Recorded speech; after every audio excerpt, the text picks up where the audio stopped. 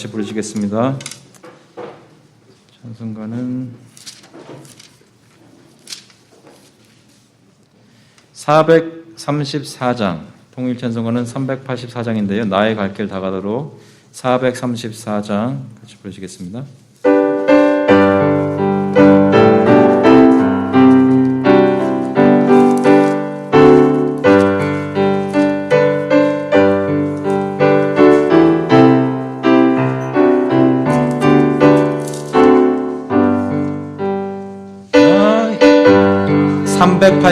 죄송합니다. 예, 새 찬송가가 384장이고 통일 찬송가가 434장입니다. 죄송합니다. 384장.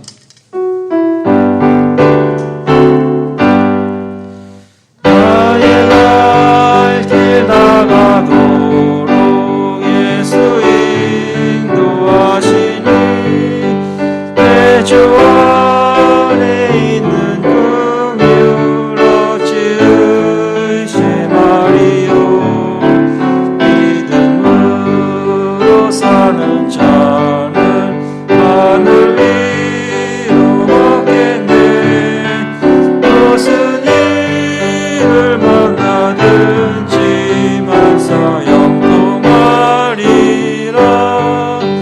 무슨 일을 만나든지 만사 형통하리라.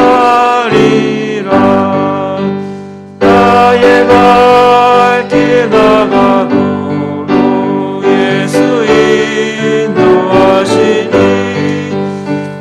어려운 일 가운데도 족하는 해주시네.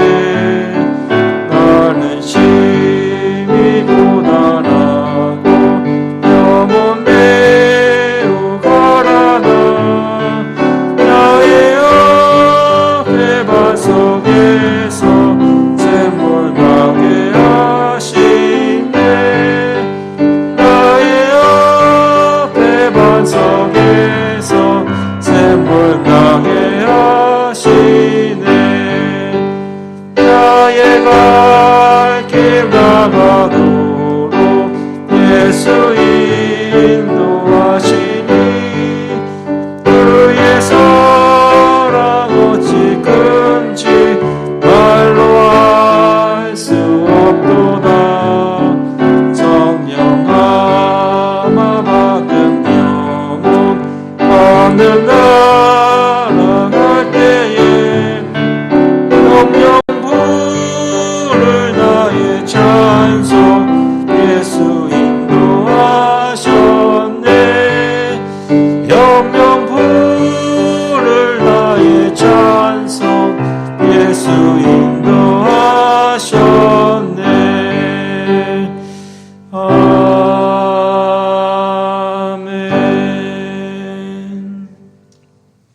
기도하겠습니다.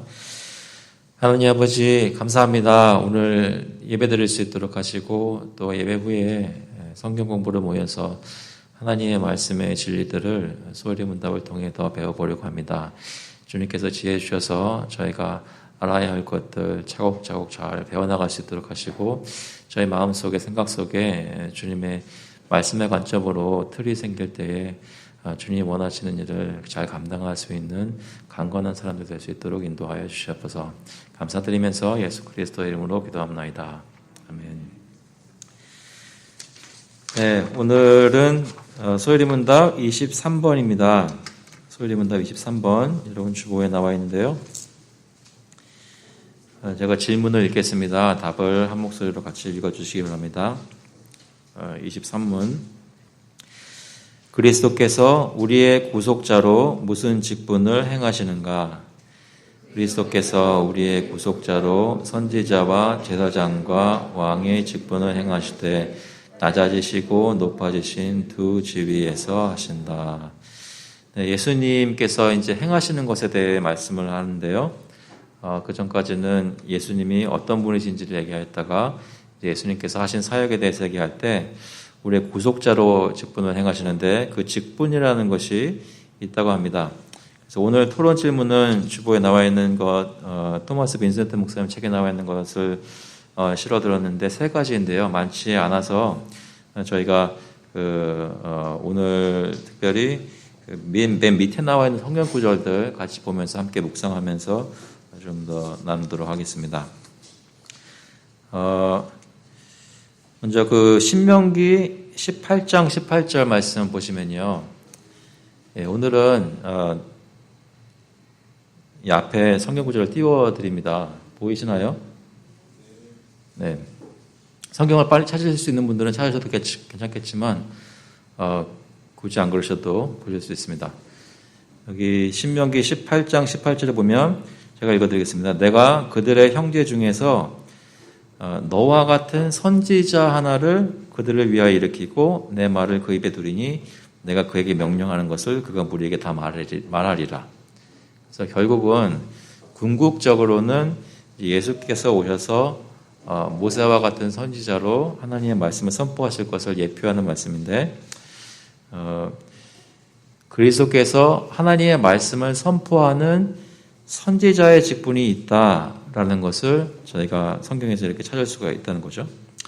사도행전 2장 33절 말씀 보시면 하나님이 오른손으로 예수를 높이심에 그가 약속하신 성령을 아버지께 받아서 너희가 보고 듣는 이것을 부어주셨느니라. 그러니까 예수님께서 오셨는데 그분께서 그냥 일을 행하신 게 아니라 하나님으로부터 성령의 기름 부음을 받았다는 것이죠. 기름 부음 받는다는 것은 제가 이따가 또 얘기 계속하겠지만 어떤 직분에 임명된 것을 보여줍니다. 그래서 성령을 받으셔서 그래서 지금 너희가 듣고 보는 이 모든 것, 결국에는 예수께서 가르치신 모든 말씀을 예수님께서 그 선지자의 역할로서 선포하셨기 때문에 저희가 그것을 받아서 보고 들을 수 있었던 것이죠. 사도행전 3장 22절 보시면 아까 말씀 나왔던 것을 신약에서 얘기하는 것인데요. 모세가 말하되 사도행전 3장 22절에 모세가 말하되 주 하나님이 너희를 위해 너희 형제 가운데서 나 같은 선지자 하늘에 세울 것이니 너희가 무엇이든지 그의 모든 말을 들을 것이라 누구든지 그 선지자 말을 듣지 아니하는 자는 백성 중에서 멸망받으리라 하였고 그래서 예수님께서 오셨을 때 모세가 신명기에서 말씀하였던 것이 성취되는 것을 사도들이 얘기를 합니다. 마지막으로 히브리서 1장 보시면 이것은 아마 잘 아시는 말씀일 텐데요. 옛적의 선지자들을 통하여 여러 부분과 여러 모양으로 우리 조상들에게 말씀하신 하나님이 이 모든 날 마지막에는 아들을 통하여 우리에게 말씀하셨으니 그러니까 아들께서 하신 일이 여러 가지가 있지만 중요한 것이 하나님의 말씀을 우리에게 전해주신 것 아들을 통하여 하나님께서 말씀하셨다고 하죠. 이 아들을 만유의 상속자로 세우시고 또 그로 말미암아 모든 세계를 지으셨느니라. 그래서 예수님께서 우리의 구속자로 역할을 하시기 위해 행하신 그 일 중에는 선지자로서 행하시는 일이 있었다는 것입니다. 그리고 두 번째 제사장에 대해서도 얘기를 하는데요. 히브리서 4장 14절에 보시면 그러므로 우리에게 큰 대제사장이 계시니 승천하시니 곧 하나님의 아들 예수시라.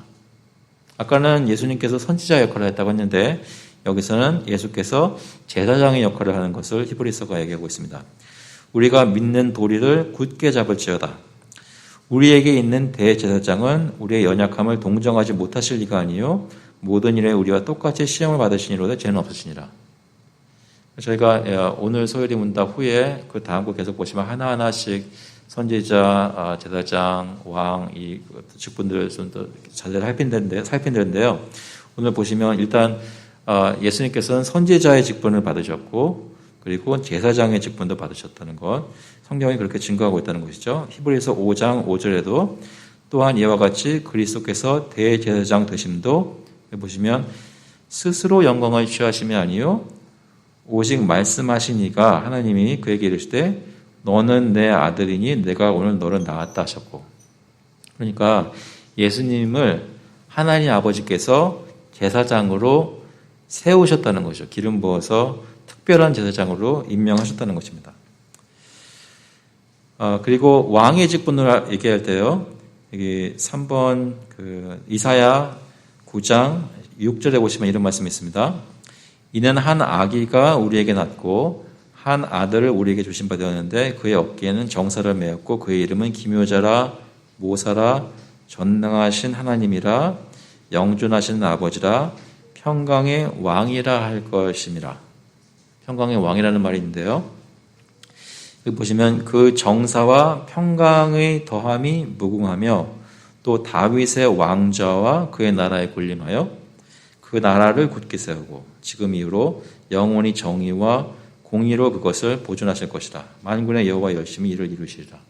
하나님께서 이루시는 일에 그 그리스도를 통해서 하나님의 통치가 온전히 이루어지도록 왕의 직분을 예수님께서 감당하신다는 것이죠. 누가복음 1장에도 보시면 32절에 그가 큰 자가 되고 지극히 높으신 이 아들을 일컬어질 것이요 주 하나님께서 그 조상 다윗의 왕위를 그에게 주시리니. 지난주에 잠시 얘기했었죠. 다윗의 아들인 것이 신약의 복음서들을 통해서 증명되고 영원히 야곱의 집을 왕으로 다스리실 것이며 그 나라가 무궁하리라. 예수님이 왕이신 것을 왕으로 임명받은 것을 얘기합니다. 요한복음 18장 37절에 보시면 빌라도가 이르되 그러면 내가 왕이 아니냐라고 질문했을 때 예수께서 대답하시되 내 말과 같이 내가 왕이니라. 그래서 그거를 빌미로 빌라도와 또 그 예수를 핍박했던 유대인들은 반역죄를 해가지고 십자가에 못 박을 수 있는 빌미가 되었는데 사실 예수님께서 여기서 내가 왕이니라 하시는 것의 의미는 정말로 이 세상의 왕으로 오셨다는 거죠. 그 일을 위해 임명받으셨습니다. 이를 위하여 태어났으며 이를 위하여 세상에 만나니 그 진리에 대하여 증언하려 함이로라. 선지자 역할이죠. 무릇 진리에 속한 자는 내 음성을 듣느니라 하신데, 그래서 고린도전서 15장 25절에도 그가 모든 원수를 그 발 아래에 둘 때까지 반드시 왕노릇 하시리니. 그러니까 성경에 보면 예수님은 선지자의 역할, 제사장의 역할, 왕의 역할을 하시는데 그냥 하신 것이 아니라 하나님께서 그러한 역할을 할 수 있는 직분으로, 오피스로 임명하셔서 그 일을 감당하셨다라는 것입니다. 일단은 이해되시죠? 성경에서 무엇을 이것에 대해서 얘기하는지. 그러면 오늘 소질문들을 가지고 잠깐 얘기를 나눠보면, 먼저 직분을 행한다는 것은 무엇인가? 직분이라는 것은 간단하죠. 직분을 행한다는 것은 그 직분에 속한 것을 하거나 수행하는 것을 말한다. 그러니까 선지자로 행한다는 건 무엇인가? 선지자들이 해야 되는 말씀을 전하고 그 말씀을 가감없이 하나님의 말씀을 순결하게 전하는 것을 말하겠죠. 제사장으로 직분을 행한다는 것은 제사장이 해야 할 일, 하나님의 백성을 대표하여 하나님께 화목하게 하도록 제물을 바치는 일, 그 일을 해야 되겠죠. 또 제사장이 하는 것은 백성을 위해서 하나님께 위해 기도하는 그런 역할을 수행하는 것을 말하겠죠. 또 왕으로서는 하나님의 백성을 하나님 대신 공의로 다스리는 일, 하나님의 백성을 보호하는 일, 이런 것들이 이제 그 직분에 속한 것을 하거나 수행하는 것을 말합니다. 그래서 직분을 행한다는 것, what is it to execute? What is it to execute an office? 그 직분에 속한 일을, 그런 듀리들을 해야 하는 것을 얘기합니다. 그러면 그리스도께서는 우리의 구속자로 몇 개의 직분을 행하시는가? 그리스도께서 우리의 구속자로 행하시는 직분은 크게 세 가지로 보는 것이죠. 첫 번째는 선지자의 직분, 저희가 방금 성경을 통해서 확인했던 선지자의 직분이 있고, 두 번째는 제사장의 직분이 있고, 세 번째는 왕의 직분이 있습니다. 선지자의 직분은 모세가 얘기했던 나 같은 선지자 하나를 세울 것이니 할 때 그 선지자가 바로 예수를 통해서 오신 것이고, 제사장의 직분은 히브리서에서 말씀하셨던 것처럼 영원히 멜기세덱의 반차를 따르는 제사장으로 영원히 죽지 않고 살아서 우리를 위해 기도하시는, 그리고 단번에 우리를 위해 자신을 드리신, 제물로 드리신 그러한 제사장으로 세워지셨고, 또 왕의 직분은 다윗의 자손으로 다윗에게 약속하셨던 그 왕위를 이어받아 영원토록 그 보좌 위에 군림하시는, 내가 나의 왕을 내 거룩한 산 시온에 세웠다 하시는 시편 2장 2편 6절에 말씀하시는 것처럼 하나님이 시온산에 세우신 다윗의 보좌에 앉는 그 왕의 직분을 그리스도께서 구속자로서 행하시게 되었습니다. 그래서 이 은혜 언약에서 말씀하는 자기 백성을 구속하시는 이 구속자는 그 구속의 일을 감당하기 위해 이 세 가지 일을 이 직분을 가지고 행하였다는 것입니다. 하나님께서는 아들을 보내셔서 선지자와 제사장과 왕이 해야 할 일들을 다 감당하게 하심으로 그 예수 그리스도의 사역을 통해 우리를 구속하셨다는 것이죠. 아시겠죠? 아무런 부담 없이 다 예스할 수 있는 내용인데 확 지나간 것 같은 그런 느낌이죠. 저희가 오늘뿐만 아니라 좀 한 두세 주 더 걸쳐서 한 개 시간씩 좀 더 자세히 볼 거니까요. 일단은 여러분 마음속에 그 틀을 가지고 계세요. 직분이라는 거 저희가 얘기를 많이 안 하잖아요. 교회에서 직분 그러면 그냥 장로 집사 이것만 생각할 텐데 직분이라는 것의 의미가 무엇인지 교회 안에서 특히 교회의 머리 대신 예수님께서 그런 직분들을 가지고 계시다라는 것. 근데 그 직분은 자기가 스스로 하는 것이 아니라 하나님께서 임명해 주시는 것. 그리고 하나님께서 맡기신 특수한 임무가 있다는 것이죠. 근데 예수님께서는 그 임무를 행하셔서 결국 그 열매로 우리가 구원받아 하나님의 백성이 되게 되는 구속의 일을 감당하셨다는 것입니다. 그래서 그 여기 나와 있는 질문의 마지막 그 3번 질문을 보시면 그리스도는 이 직분들을 어떤 지위에서 행하시는가라고 질문합니다. 직분을 행할 때 그 직분을 행하는 사람이 어떤 위치에 있었냐라는 것이죠. 그것을 두 가지로 얘기하는데 소리 문답에서는 낮아지시고 높아지신 두 지위에서 하신다라고 얘기합니다. 그러니까 예수님께서 선지자, 제사장, 왕의 직분을 이 땅에 내려오셔서 비하되셔서 겸손하게 되셔서 낮아지셔서 있는 그 자리에서 그 직분들을 행하신 것이 세 가지가 다 있고 하나님께서 약속하신 대로 그리스도께서 부활 승천하셔서 보좌에 좌정하시면서 승귀된 지위, 올려진 지위, exaltation 중에 exalted 된 그 높여진 지위에서 이 세 가지 직분, 선지자, 제사장, 왕의 직분을 행하시는 것이 있다는 말씀이죠. 이것을 왜 굳이 강조해서 말씀을 드리냐면 교회 역사상 어떠한 그리스도의 직분들을 얘기할 때 어떤 직분은 낮아져 있을 때만 한 것이다. 어떤 직분은 높아져 있을 때만 하는 것이다. 라는 말씀을 하는 분들이 계셔서 그렇지 않다. 이 두 가지 위치에서 예수 그리스도께서는 항상 그 세 가지 직분을 늘 감당하셨다라고 고백하는 것입니다. 굉장히 많은 말을 한 것 같지만 굉장히 간단한 말을 드렸습니다. 왜냐하면 세 가지 직분을 두 가지 위치에서 행하셨다는 것이죠. 그겁니다. 아시겠죠? 그 틀을 가지고 오늘부터 몇 주 동안 얘기를 할 그 그리스도의 직분에 대해서 이해하시면 되겠습니다. 마치기 전에 좀 몇 가지만 좀 추가로 좀 더 말씀을 드리고 싶은 것은 왜냐하면 너무 짧으면 안 되니까요. 좀 몇 가지만 살짝 말씀을 드리고 싶은 건 뭐냐면 지난주인가요? 재지난주인가요? 제가 왜 여러분 이런 거 막 생각하시면 갑자기 마음에 나도 조직신학책을 막 읽어야지 말한 뜨거운 열망이 올라올 거라고 그러셨죠? 그래서 제가 그런 열망을 느껴서 최근에 몇 권 샀어요.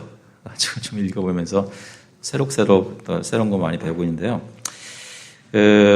한 부분은 이건 오래된 책에서 나온 것인데 제가 그대로 한번 읽어드릴게요. 이것은 벌코프 조직신학책인데 그것 한국말로 번역된 판이 있어서 제가 한번 코테이션 해봤습니다. 그냥 읽어드리겠습니다. 그리스도께서 삼중적 직분을 위해 기름 부음 받으신 사실은 인간이 원초적으로 원래 이 삼중직과 사역을 위해 창조되었다는 사실로 설명된다. 그러니까 예수님이 이 세 가지 직분을 행하시는 것은 사람으로 오셔서 행하신 것인데 그 이유는 사람이 해야 될 것을 실패한 것을 예수님이 하나님의 아들이 오셔서 대신 해주셨다는 것이죠.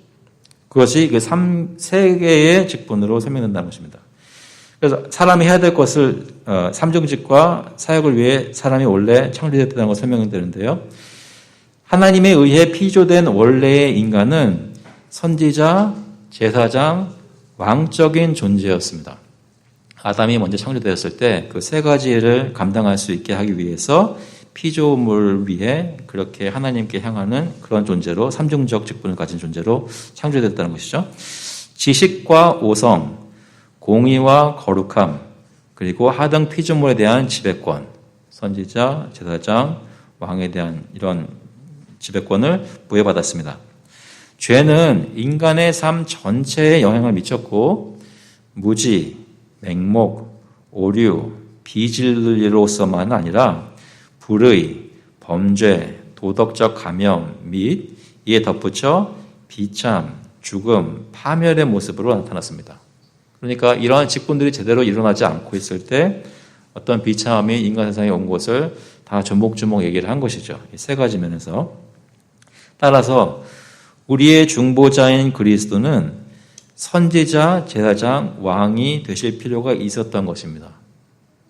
삼중적 직분은 그냥 랜덤하게 하나님이 주신 것이 아니라 사람이 해야 될 것이었기 때문에 이 세상에서 그것이 실패되었을 때 하나님의 아들이 와서 성취하셨어야 되기 때문에 그 삼중적 직분을 감당하신 것인데요. 그래서 예수님은 선지자로서는 인간과 교제하시는 하나님, 그러니까 인간과 교제하시기 위해서 말씀하시는 하나님을 대표하고 제사장으로서는 하나님의 임재 앞에 선 인간을 대표하며 왕으로서는 통치하시고 인간의 본래적 지배권을 회복시키신다. 그래서 예수님께서 무슨 일을 하셨는가라는 것을 이해하려고 할 때 교회의 역사 중에 성경을 보면서 이제 배웠던 신학자들과 그 목사님들은 이런 것들을 발견해서 성경에서 말하는 것들을 발견해서 정리를 해주셨습니다. 많이 이해되시죠? 그래서 그 직분이라는 것을 다시 한번 생각해 보시면 이것은 다른 책에서 좀 더 배운 것인데요. 제가 패러프레이즈해서 말씀을 드리자면 직분이라는 것은 어떤 역할인데 이 역할에서 어떤 사람이 권위를 부여받습니다. 권위를 부여받아야 직분이 가능한 것입니다. 근데 그 권위를 부여받는 것은 임명받아야 되는 것입니다. 어느 분으로부터 임명받아야 되는 것이고 임명한 그분에게 그 직분을 받은 사람이 책임이 있는 관계에 놓이게 됩니다. 그러니까 한번 직분을 받으면 그것을 끝난 것이 아니라 이 임무가 수행될 때까지 그분에게 보고해야 되는 그런 책임 관계에 놓이게 된다는 것이죠. 그래서 예수님께서도 그 임명을 받으셨는데 어떻게 임명을 받으셨는가? 예수님이 하시는 모든 일에 대한 능력을 어디서 받았다고 그랬어요? 혹시 기억하세요? 예수님께서는 하나님의 아들이시고 태초 전부터 존재하시고 모든 영혼과 모든 전능함을 다 가지고 계시는 분인데 성육신하셔서 인간의 몸을 입으시고 또 영혼도 입으시고 인성이를 두 가지를 다 입었다고 그랬죠. 입으셔서 사람으로서 그 일을 감당하려고 하셨을 때 어떤 능력을 하셨는가 말이죠. 그것은 하나님의 아버지께서 그에게 부어주신 성령의 능력으로 하셨습니다. 성령이 언제 부어졌죠? 세례 요한이 요단강가에서 이렇게 세례주고 있을 때 예수님이 그에게 나가셔서 그도 세례를 받으러 나오는 걸 보고 세례 요한이 왜 무슨 일이십니까?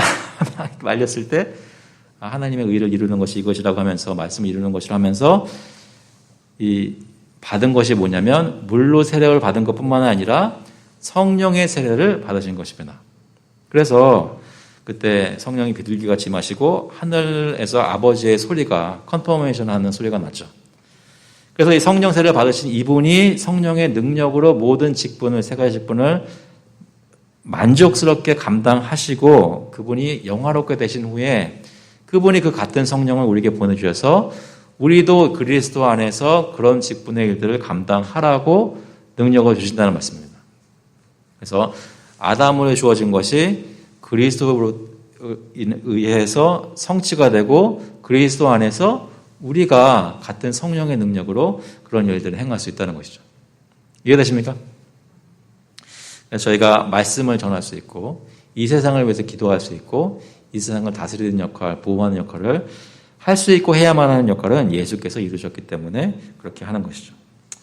그래서 그것을 위해 기름 부음 받으시고 그 직분은 두 가지 지위에서 예수님께서 감당하셨고, 그리고 예수님께서 실제로 그 사역을 이 땅 위에서와 또 하늘에서 지금까지 하고 계시는 사역들을 보면 그 직분들이 다 똑같은 정도로 항상 같은 정도로 나타나는 것이 아니라 그 때에 따라서 강조되는 부분들이 다르게 나타난다고 합니다. 마치 그리스도의 신성이 좀 더 보일 때도 있었고 그리스도의 인성이 좀 더 보일 수 있었던 것처럼 그리스도의 삼중적 직분도 그 때와 장소에 따라서 다양하게 강조가 부각되어서 나타납니다. 저희가 믿는 신앙 고백의 정리를 저희는 웨스트민스터 신앙 고백이라는 문서를 통해서 저희가 가지고 있는데요. 전에 한두 번 말씀드렸던 것 같아요. 웨스트민스터 신앙 고백, 대유리 문답, 소유리 문답 이 세 가지가 저희의 신앙을 좀 잘 정리하는 성경의 진리를 요약하는 것을 제가 붙들고 있는데, 같은 내용의 것을 유럽 대륙에 있는 전통에서는 어떤 문서들을 사용하냐면 하이델베르그 요리 문답이랑 벨지 컨페션이랑 시노드 오브 도트 문서 이 세 가지 문서를 가지고 같은 내용을 고백을 합니다. 그 중에 특히 하이델베르그 요리 문답은 여러분이 많이 들어보셨을 텐데요. 거기서 이런 진리들을 얘기할 때 특히 특징이 뭐냐면 읽으면 이렇게 위로되고 따뜻한 그런 패스토럴한 게 느껴진다는 거죠. 한번 집에 가셔서, 집에 가실 것까지도 없죠. 그건 전화로 그냥 두들기면 되니까.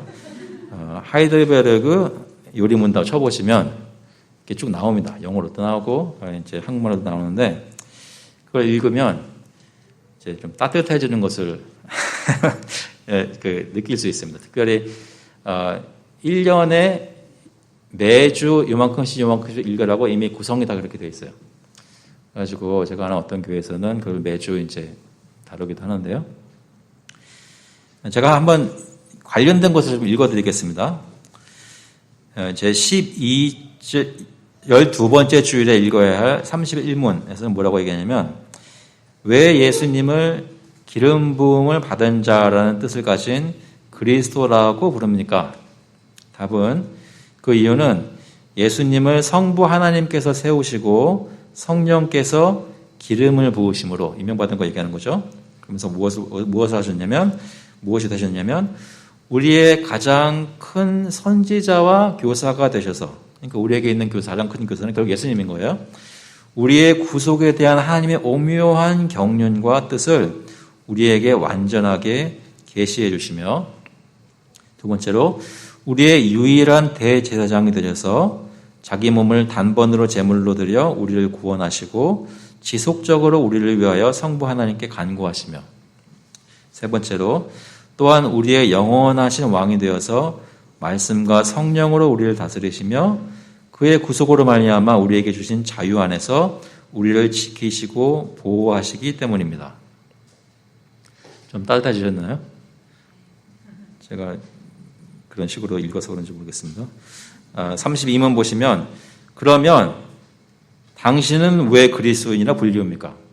생각해 보세요. 31문에서는 예수님이 기름 부음 받은 자라는 뜻을 가진 그래서 불리는 이유를 얘기했는데, 32문에서는 답해서 반영해서 당신은 그럼 왜 그리스도인이라 불리웁니까?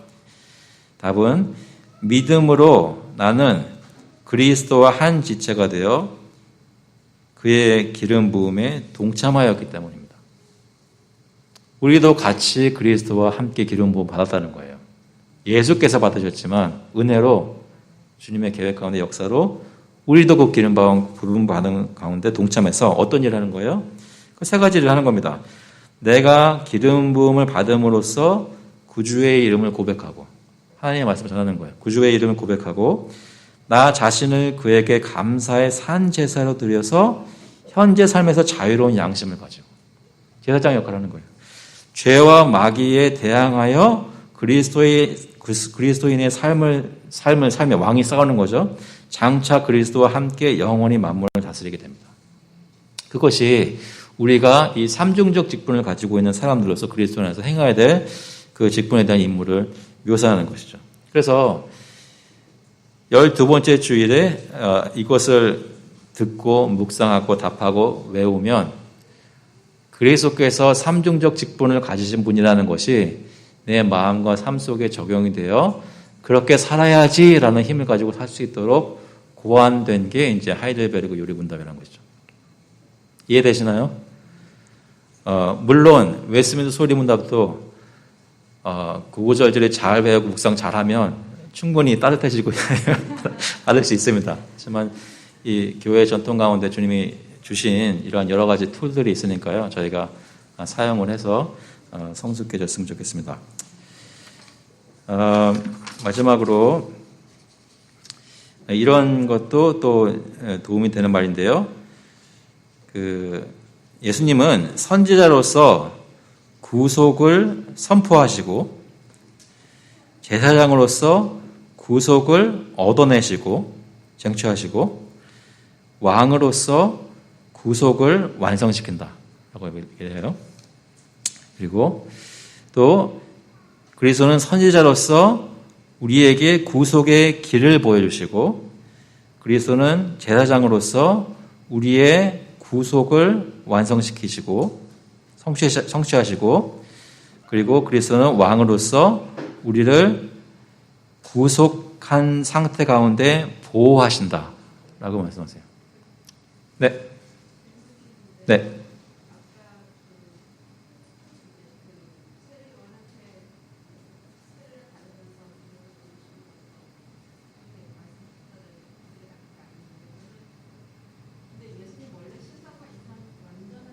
네, 네. 원래 신성이 완전하신 분이죠.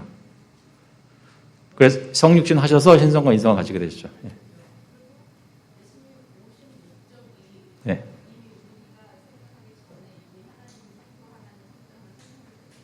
네. 네, 네, 네. 네. 네. 아, 네. 네. 네.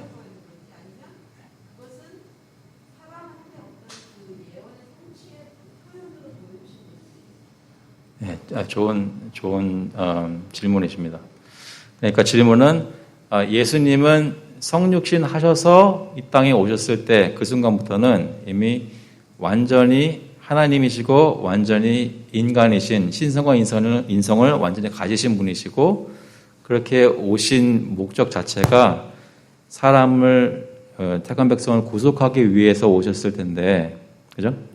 그런데 그 일을 감당하시기 위해서 일을 하려고 하실 때 만약에 그 성령의 기름 부음을 받은 그러니까 세례 요한을 통해서 세례를 받은 것이 없었다면 그 일을 감당할 수 있었겠는가? 감당을 못했을 것이라고 말하는 것인가? 그것이 공전에 필요한 것인가? 아니면 이 성령의 이걸 받은 것이 성령의 이것을 받은 것이 어떤 보는 사람들을 위한 우리에게 유익을 주는 어떤 상징적인 의미를 가지는 것인가? 그죠? 엄청나게 힘든 질문이라서 좀 더 조금 생각해 보시면요. 이런 거 있어요. 그 목사님들이 될 때, 목사가 될 때 안수를 받죠. 안수 예배 가보신 적 있으세요? 안수 예배 보시면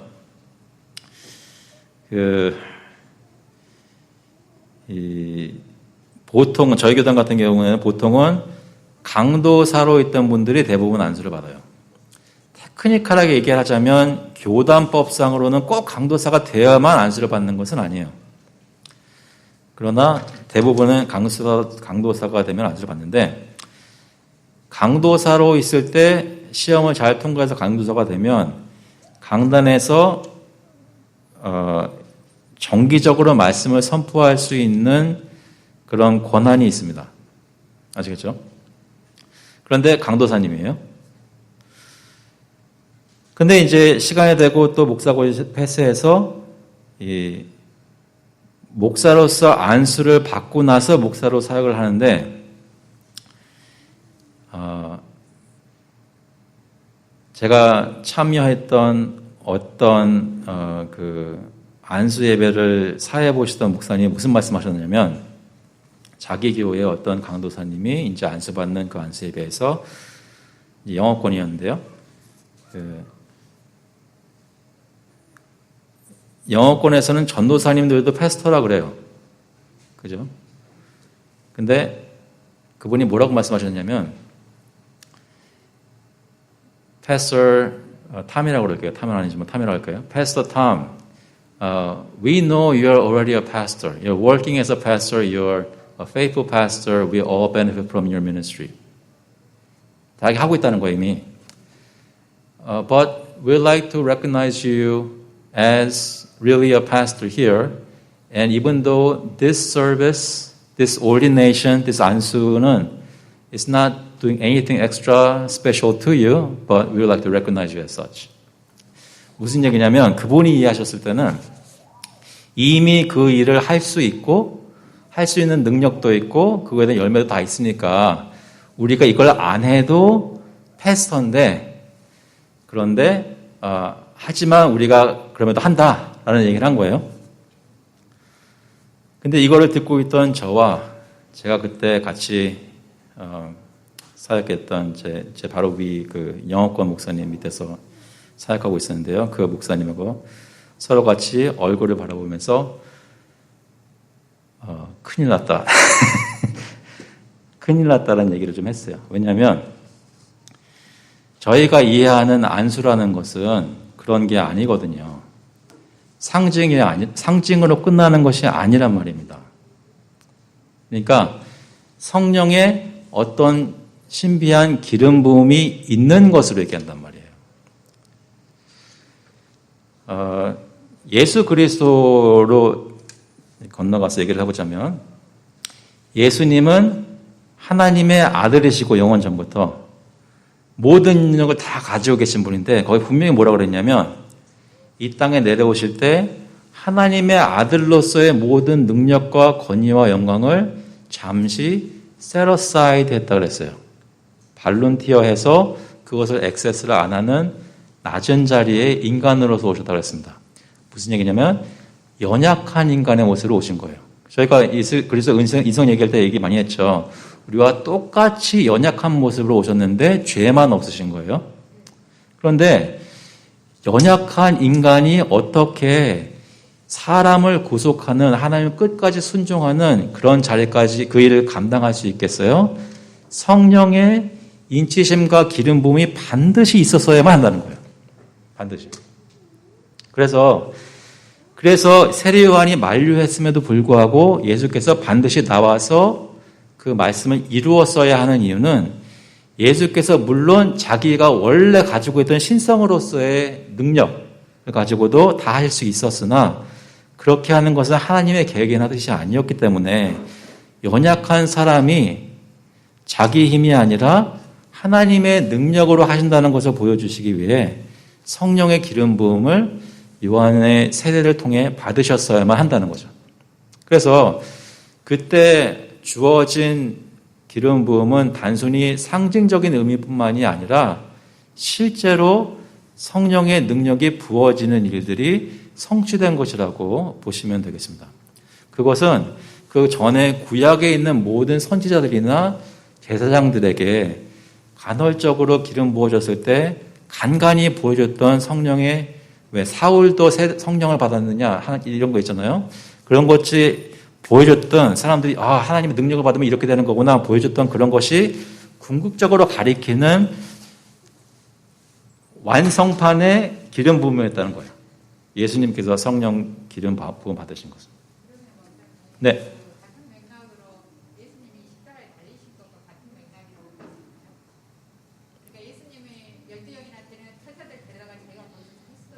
네네네네네.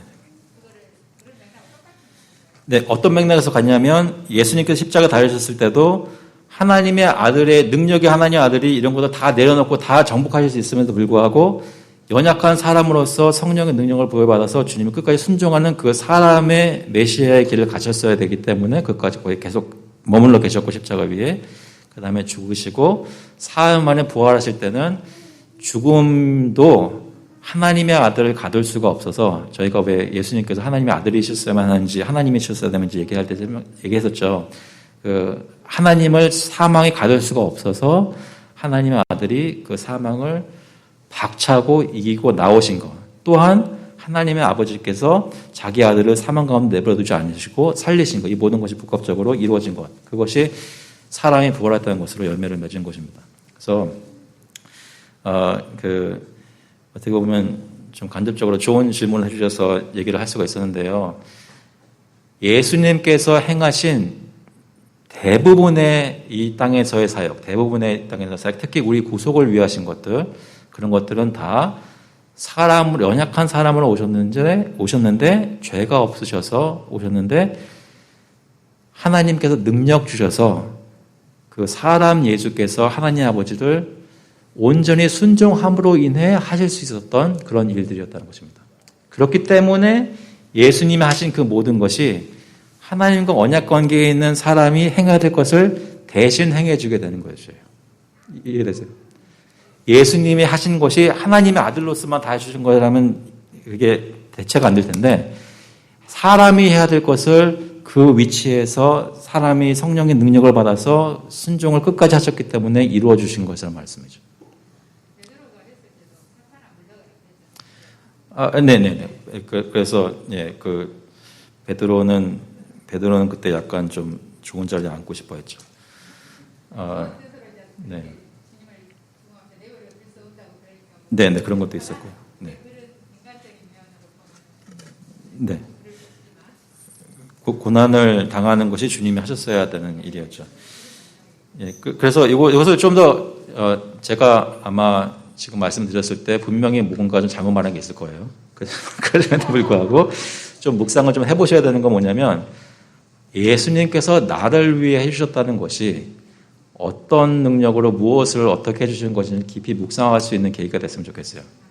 성령의 능력을 하셨다는 것. 근데 그게 중요한 건 이유는 뭐냐면 그 같은 성령이 우리에게 부어졌다는 거죠. 그래서 중요한 거예요. 예수님이 우리를 위해서 성령을 받으시는 거랑 마찬가지예요. 그래서 예수님이 하신 사역을 얘기할 때 완전한 사람, 그러니까 하나님 사람, 그 신인으로서 하신 일들, 그것을 이 세 가지 직분, 사람이 가져야 되는 그 직분을 수행하신 것을 통해 저희가 이해를 해왔고 교회는 그런 틀을 통해서 잘 이해를 해왔습니다. 그래서 앞으로 이제 제가 하나씩 좀 더 자세히 볼 때 질문들을 한 개씩, 두 개씩 준비해서 가지고 오시면 여기서 나누고 시간을 충분히 채울 수 있겠습니다. 혹시 다른 질문 없으세요? 그러면 오늘 여기서 마치도록 하겠습니다. 같이 좀 기도하겠습니다.